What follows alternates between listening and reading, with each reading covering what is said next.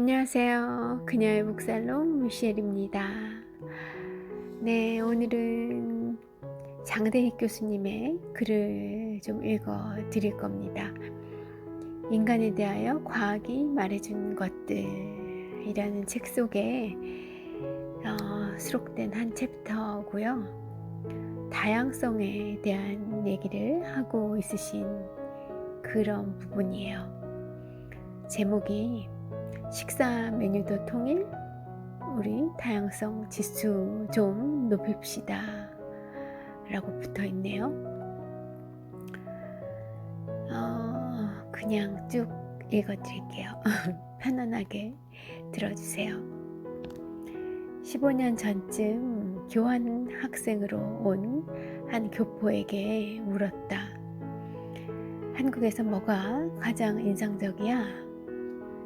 자동차가 모두 똑같이 생겼어 라고 그가 답했다. 충격을 받았다.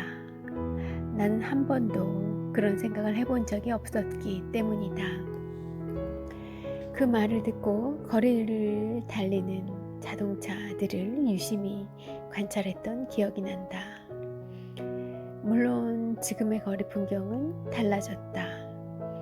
자동차의 다양성 지수는 그동안 상당히 증가했다. 다른 문화에 대한 경험은 결국 우리 자신을 되돌아보게 하는 법이다. 외국에 출장을 가서 늘 느끼는 것은 아직도 우리 사회가 지나치게 획일적이라는 사실이다. 올 초에는 하와이에 출장을 다녀왔다. 멋진 해변이 즐비한 유명 관광지이다 보니 비키니 패션도 가지각색이었다. 그런데 그 해변에서 가장 인상적인 광경은 그 수영복의 개성만큼이나 다양한 사람들의 몸매였다. 늘씬한 사람들만, 여성이든 남성이든 늘씬한 사람들만 몸매를 드러내고 해변을 즐기는 것이 아니었다.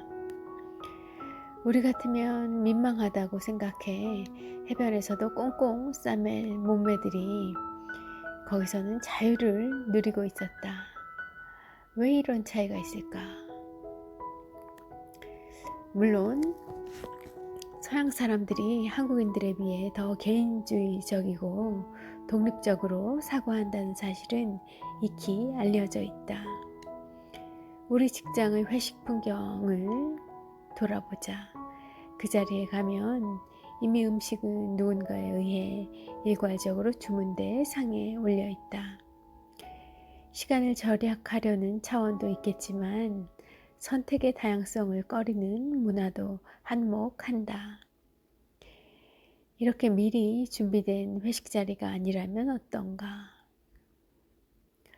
부장이 김치찌개를 주문한다. 과장도 나도 그거요 라고 이어받는다. 조금 친다던 신입사원은 한참 메뉴판을 뒤적이다가 허무하게 아무거나 주세요 라고 말한다. 버거나 오믈렛도 자신의 취향대로 재료를 선택해 맞춤형으로 먹는 서양인들의 입장에서는 결코 이해하기 힘든 주문법이다. 내 돈을 내고 사 먹는데 아무거나 달라니. 우리는 정말 다양성이 불편한 사람들이다. 대세를 따르지 않는 것에 대한 두려움과 튀는 행동으로 낙인 찍힐 수 있다는 것에 대한 염려가 적지 않은 사회다. 그러니 서양인들에 비해 물건이나 상품의 다양성뿐만 아니라 절차와 제도의 다양성도 버겁다. 하지만 가장 부담스러운 것은 생각의 다양성이다. 나는 이 대목에서 생각 다양성 또는 I diversity라는 이름을 붙여주고 싶다. 생각 다양성은 영어로 하면 idea diversity입니다.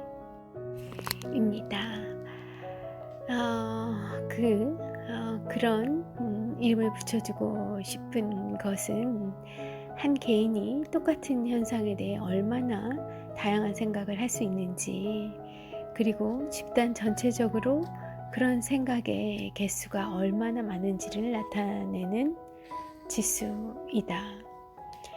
가령 비키니 착용과 관련해 콜라병 몸매의 젊은 여성만이 그럴 자격이 있다는 생각과 어떤 몸매를 가진 누구든 비키니를 입을 자유가 있다는 생각, 그리고 더 나아가 몸매에 대한 어떤 편견도 없다는 생각은 생각 다양성의 지수에서 큰 차이가 있다. 이 경우에는 뒤로 갈수록 지수가 더 높아진다. 여러분은 어떤 견해를 가지고 계신가요? 이런 몸매에 대한 다양성 지수가 높아지길 원하실까요? 아니실까요? 여성분이냐 아니냐에 따라 달라질 것도 같고요, 답변이. 아무튼 어마무시하게 다양성이 없는 사회죠. 옛날보단 나아졌다고는 하지만 제 나이 또래에서 느끼는 그런 다양성에 대한 우리 사회의 관용성을 보자면 제가 거쳐온 그런 세대에는 정말이지 꽝이었어요.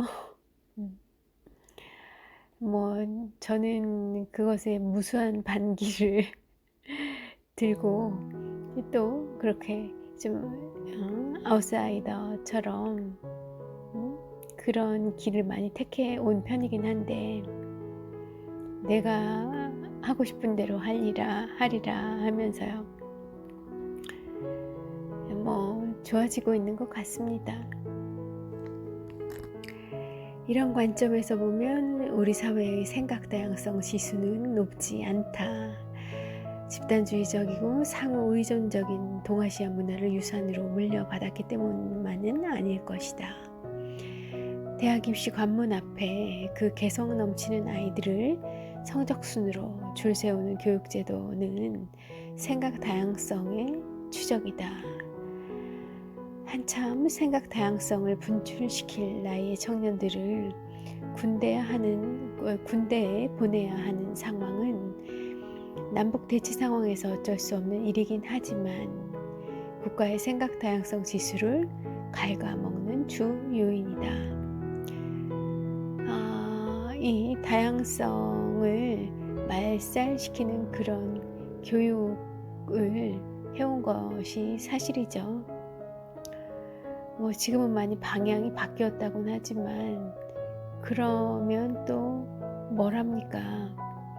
실제로 중고등학교에서 실제적인 교육은 거의 상실한 상태라는 이야기 저는 많이 들어왔거든요. 그 단순 어떻게 보면 타가 보육의 기관으로 국공립 중고등학교가 전락해버리는 것은 아닌가, 초등학교 포함해서요.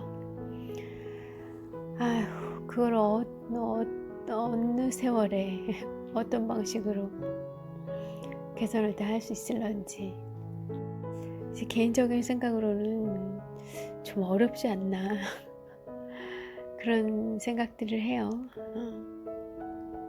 안타깝죠. 그렇다면 경제적인 여유가 있어서 사교육을 보내면 그것이 그러면 그 무너진 교육을 대체해 줄 수 있느냐? 그렇게도 생각되진 않습니다. 성적 높이는 그런 것에 대한 과외 공부는 할 수 있을지 모르지만 안타까워요. 거스를 수 없는 이것도 역사의 흐름인가 하는 생각도 들고요. 너무 많이 왔다 싶은 거죠. 뭔가 어느 시점에서 이 제도를 보완하여서 해결할 수 있는 그런 범위는 이미 넘어오지 않았나. 너무 많은 것들이 연결되어 있는 환경 전체가, 시스템 전체가 이미 많이 변질되어 버리지 않았는지 저는 그런 생각들을 하고 있습니다. 뭐 각자 도생해야 하는 것도 같고요. 어쩌면 그 각자 도생하는 게 더 공평할 수 있지 않을까요?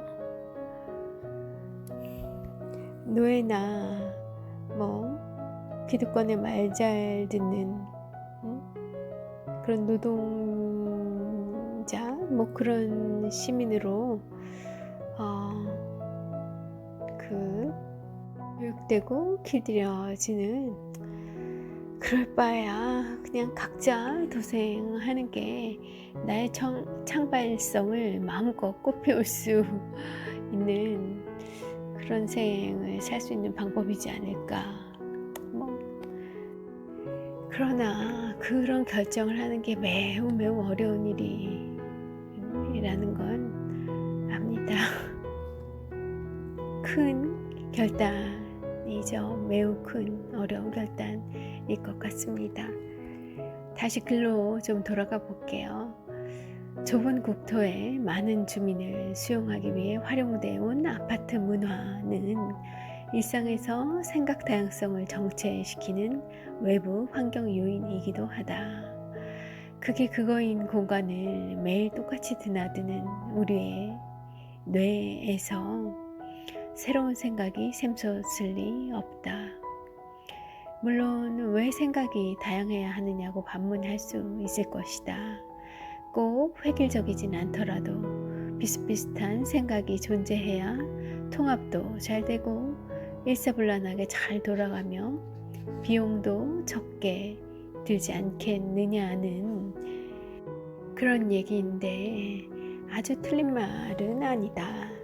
하지만 생각 다양성 지수가 낮아야 좋은 환경이고, 또는 그 지수가 낮아도 잘 돌아가는 시대는 이제 지나갔기 때문에 그것이 올바른 해답은 될 수 없겠다. 우리가 처한 환경은 수많은 가치와 엄청난 복잡성, 그리고 다양한 문화와 인종이 공존하는 생태계다. 이 생태계에서 살아남고 영향력을 행사하며 더 나아가 지속 가능한 미래를 준비하기 위해서는 생각 다양성의 가치가 필수적이다. 획일적 생각은 급변하는 지식 생태계에서 미래를 보장받지 못한다. 오늘날 많은 사람이 생물종 다양성을 중시하는 것도 이런 식으로는 가까운 미래에 우리 인류가 멸절할지도 모른다는 두려움 때문이다. 나는 이제 우리가 생각 다양성도 좀 신경 써야 하는 그런 시점이라고 생각한다. 막내 아이가 미국에서 잠시 다녔던 유치원에서는 매주 하루씩 짝짝이 양말을 신고 오는 날이 있었다. 어렸을 때부터 생각 다양성을 길러주는 문화라는 생각했었고, 뭐 작은 에피소드면 에피소드겠지만 그 작은 일로 깊은 인상을 받았다. 다음 학기에는 학생들에게 이런 비슷한 경험을 해주려고 고민 중이다. 신발을 짝짝이로 신고 오게 해볼까? 우와, 내 창의력의 빈곤함이여. 네, 장대익 교수님의 글이에요. 우리 대한민국이 거쳐온 길이 생각의 다양성이나 창의성을 저지하는 그런 체제였죠. 우리가 받아온 교육이라는 게 어쩌면 우리에게 있었을지도 모르는 그런 역량, 재능들을 많이 감퇴시키는 그런 교육들을 받아왔어요. 지금 이제 뭐 중년으로 향해 가고 있으신 혹은 중년 그 이상이신 분들은 말할 것도 없고요. 안타깝죠? 시대를 잘못하고 태어난 것 같아요. 그렇게 얘기하면 또 요새 청년들이 아니라고 그러겠죠. 또 그들 생각에는 그게 맞고요. 우리는 우리에겐 희망이 없다고 또 그럴 거니까요. 그런데 뭐 말이 나왔으니까 말이지, 저는 그런 친구들에게 너무 결과에 대한 예단을 하지 말고 그저 내가 좋아하는 걸 찾아서 열심히 즐겨 보라는 이야기를 해주고 싶어요. 뭐 이것도 성공하지 못할 것 같고 저것도 성공하지 못할 것 같으니 뭐 성공할 만한 싹이 보이는 것이 없기 때문에 아무것도 안 하면 아무것도 안 될 거고요. 그 괴로운 상태를 벗어나지 못할 거고, 성공을 하든지 말든지 성공이 오든지 말든지 나 그냥 내가 재밌는 거, 하고 싶은 거, 나를 즐겁게 하는 거를 그냥 하겠다. 그게 성공을 담보하지 않더라도 또 경제적 큰 부를 나에게 가져다 줄 것 같지 않더라도 나는 내가 재미나고 즐거운 일을 하겠다라는 생각으로 결과에 대한 그런 어떤 예단, 부담, 기대 이런 것들을 좀 내려놓고 그냥 하는 거예요. 그냥 하다 보면 오래 하다 보면 즐겨 하다 보면 시간이 흐르고 내가 함께 한 그 세월이 쌓이면 그것이 경륜이 되고 전문성이 되고 브랜드가 저절로 되어서 또 정말 이도저도 다 성공하지 못할 것 같았는데 성공할 수도 있는 거죠. 그리고 또 성공을 못하면 어떻습니까? 과정에서 내가 재밌었잖아요. 뭐 재미 좀 덜했다 그랬더라도 어떤 이 세상에 대한 억울함이나 무료함 이런 것들로 괴로운 나날들을 보내진 않아도 되었잖아요. 그것만으로도 엄청나게 잘 산 인생인 거죠. 오늘 미셸이 완전 꼰대 같은 얘기를 하고 있네요. 그죠?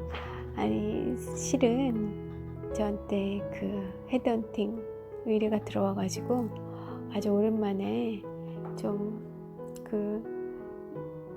뭐 사실 지원을 하진 않았지만 오랜만에 제 레주메를 다시 한번 좀 봤어요. 한 해에 한 번 정도는 그 레주메를 좀 다듬어 놓긴 해야 하거든요. 그러다 보니까 저의 직업관을 써놓는 그런 란이 있어서 나의 직업관이란 무엇인가 를 좀 지난 연휴에 좀 생각을 했더랬죠. 그러다가 조금 전에 말씀드린 꼰대와 같은 그런 저의 직업관이 나의 직업관이 이랬구나. 나는 그렇게 직업 생활을 이어왔구나 라는 걸 깨닫게 됐죠. 그 깨달음이 있었던지 얼마 되지 않은 따끈따끈한 시점에 관련된 어떤 글의 대목을 보다 보니 제가 말이 좀 그쪽으로 나갔습니다.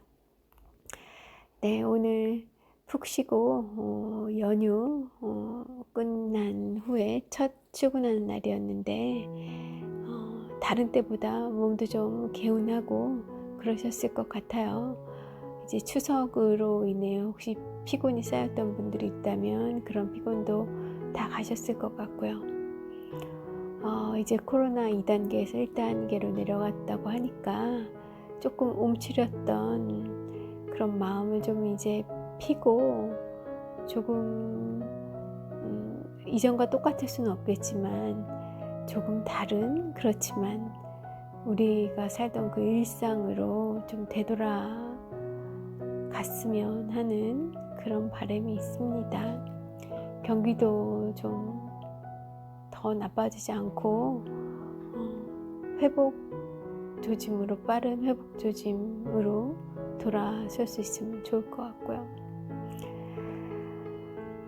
네, 그렇게 오늘 활기차게 한 주 시작하셨길 바라고요. 편안한 밤 보내시고 내일 더 활기찬 그런 하루 여시길 빌어드립니다. 오늘도 함께 해주셔서 감사하고요. 미셸이었습니다. 감사합니다.